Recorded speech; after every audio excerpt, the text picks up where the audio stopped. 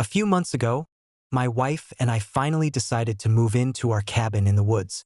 We had bought the property years ago as a weekend getaway, but with our jobs slowing down and our children grown, it was finally time to make it our permanent home. The cabin was modest but charming, nestled in a quiet, wooded community governed by a homeowners association, HOA. We had always been careful about following the rules of the HOA, but nothing could have prepared us for what happened next. The day we moved in, we were greeted by the HOA president, a woman named Patricia.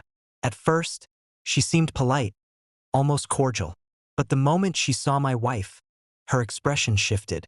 She scrutinized my wife with a kind of icy suspicion that immediately made the air tense. My wife, a retired military officer, was dressed casually, with a baseball cap pulled low over her face. Patricia started asking questions that seemed more like accusations, asking if my wife had the authority to live in the cabin, if we had informed the HOA properly, and even inquiring about our military connections as if that was somehow relevant. We were taken aback. We had all the paperwork in order. We were the legal owners. There was no reason for this interrogation. I tried to intervene, but Patricia seemed determined to make this personal.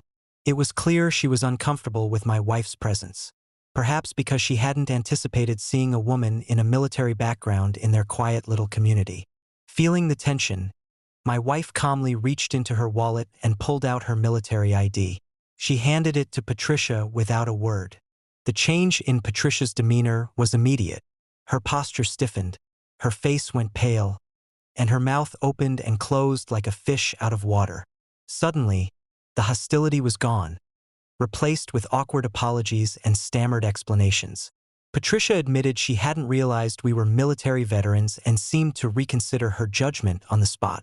We thought the situation was resolved, until Patricia stormed off and, to our shock, called the police. She claimed we were violating HOA rules by moving in without proper approval. Within 30 minutes, a patrol car arrived. The officers were professional and calm, taking in our side of the story while listening to Patricia's accusations. When the officers asked for identification and verification of residency, my wife again showed her military ID. The shift in their attitudes was subtle but undeniable. They recognized that our legal ownership and her military status validated our position. After a brief discussion with Patricia, the officers informed her that she had no legal grounds to make us leave and that attempting to harass homeowners over assumptions was inappropriate.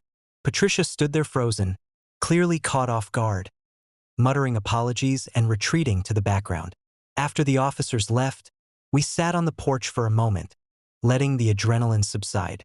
It was a surreal experience. What was supposed to be a joyful day, moving into our new home, had turned into a confrontation over appearances and assumptions.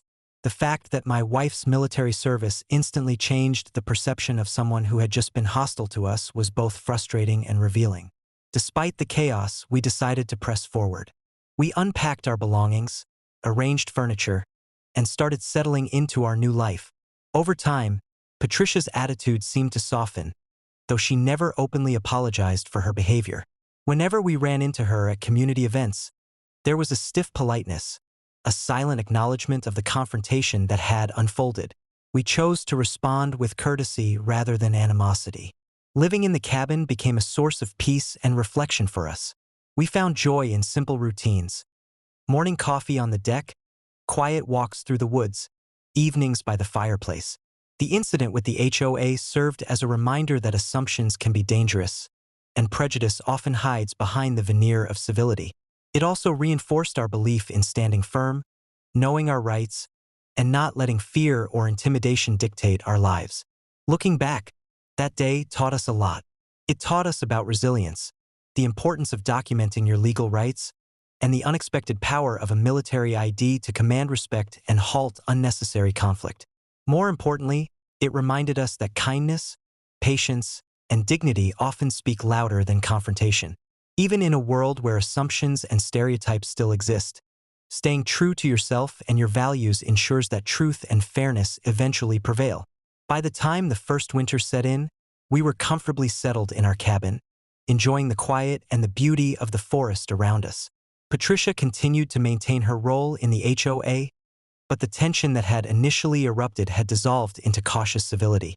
Every time my wife's military ID came up in conversation, usually as a topic of curiosity rather than conflict, it reminded us of how far we had come and how a simple piece of identification could change someone's attitude in an instant. It was a strange, infuriating, and ultimately humbling experience, but it left us stronger and more determined to live our lives on our own terms.